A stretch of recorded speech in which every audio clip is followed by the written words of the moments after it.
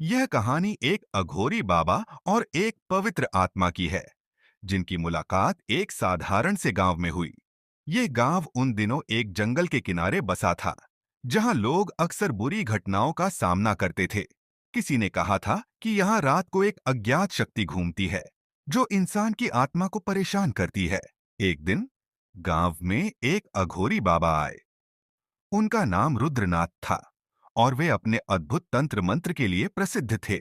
गांव वाले उनसे डरते थे, क्योंकि उनके बारे में कई अजीबोगरीब बातें सुन रखी थीं। लेकिन रुद्रनाथ बाबा को किसी से डर नहीं था, क्योंकि उनका जीवन ही आत्मा और शरीर के गहरे रहस्यों की खोज में समर्पित था। रुद्रनाथ बाबा ने सुना कि गांव में एक पवित्र आत्मा परेशान कर रही है। वह आत्मा सदियों पहले इस गांव में एक तपस्वी थी, जो अपने अंतिम समय में किसी अज्ञानता के कारण बुरी तरह त्रस्त हो गई थी। उसकी आत्मा शांति की तलाश में भटक रही थी। रुद्रनाथ बाबा ने निश्चय किया कि वह उस आत्मा को शांति देंगे। रुद्रनाथ बाबा ने अपनी साधना शुरू की। वह पूरी रात तप करते और मंत्र जाप करते रहे।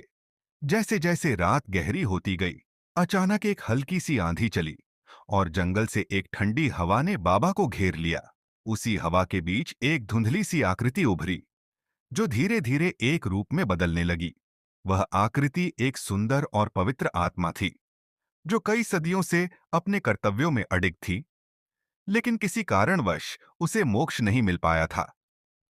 रुद्रनाथ बाबा ने उसे देखा और शांत भाव से कहा, तुम्हारी पीड़ा का अंत निकट है। तुम्हारा आत्मा